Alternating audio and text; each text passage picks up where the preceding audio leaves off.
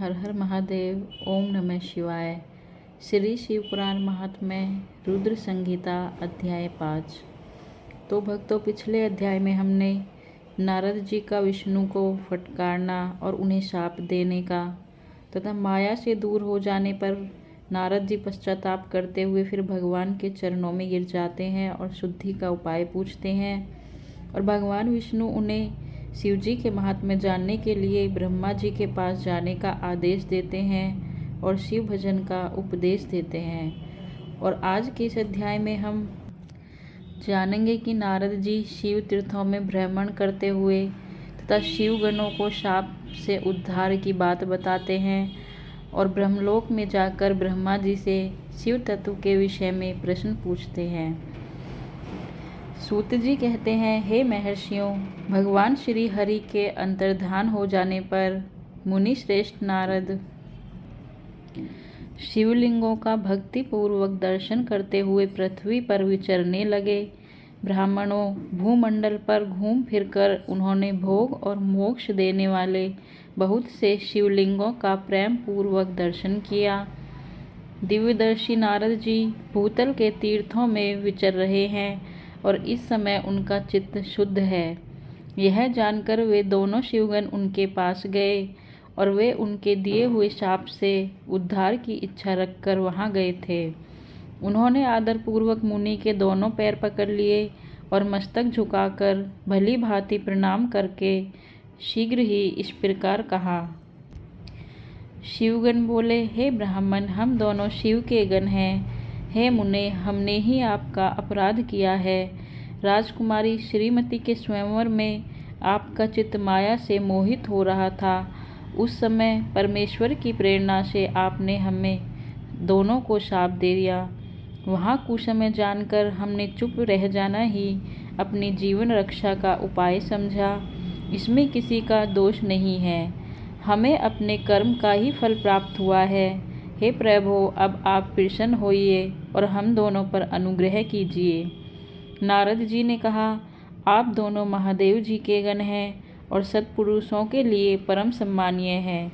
अतः मेरे मोहरहित एवं सुखदायक यथार्थ वचन को सुनिए।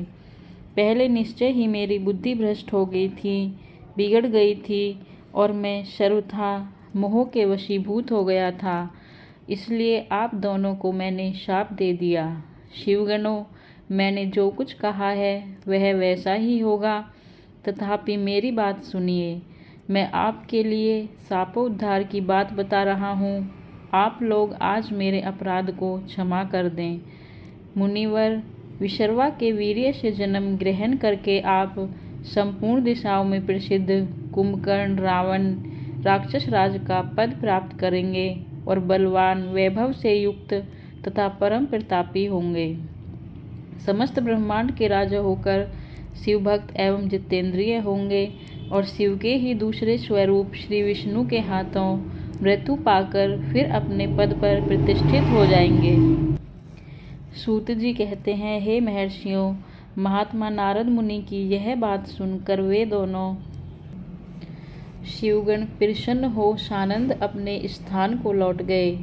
श्री नारद जी अत्यंत आनंदित हो अनन्य भाव से भगवान शिव का ध्यान तथा शिव तीर्थों का दर्शन करते हुए बारंबार भूमंडल पर विचरने लगे। अंत में वे सबके ऊपर विराजमान शिवप्रिया काशीपुरी में गए, जो शिव स्वरूपिणी एवं शिव को सुख देने वाली है। काशीपुरी का दर्शन करके नारद जी कृतार्थ हो गए। उन्होंने भगवान काशीनाथ का दर्शन किया और परम प्रेम एवं परमानंद से युक्त हो उनकी पूजा की। काशी का सानंद सेवन करके वे मुनि श्रेष्ठ कृतार्थता का अनुभव करने लगे और प्रेम से विहल हो उसका नमन, वर्णन तथा स्मरण करते हुए ब्रह्मलोक को गए। निरंतर शिव का स्मरण करने से उनकी बुद्धि शुद्ध हो गई थी।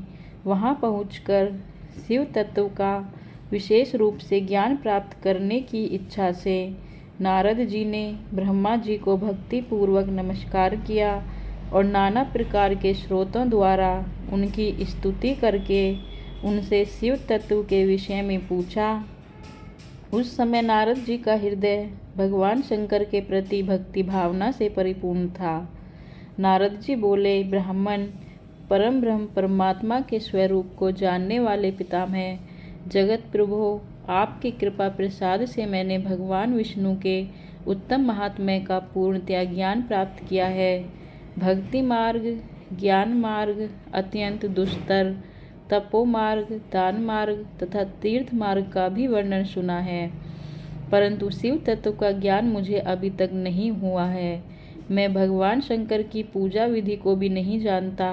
अतः प्रभु, आप क्रमशः इन विषयों का तथा भगवान शिव के विविध चरित्रों को तथा उनके स्वरूप तत्व, प्राकट्य, विवाह, गार्हस्थ्य धर्म सब मुझे बताइए।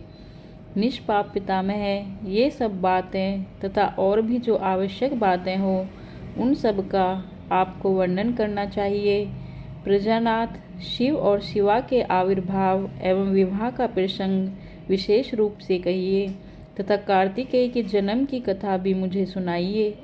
प्रभु, पहले बहुत लोगों से मैंने ये बात सुनी है किंतु तृप्त नहीं हो सका हूँ, इसलिए आपकी शरण में आया हूँ। आप मुझ पर कृपा कीजिए। अपने पुत्र नारद जी की यह बात सुनकर लोक पितामह ब्रह्मा वहाँ इस प्रकार बोले। तो भक्तों, आज के अध्याय में इतना ही। आगे का श्रवण हम कल के अध्याय में करेंगे। श्री शिव पुराण महात्म्य रुद्र संगीता अध्याय 5 समाप्त।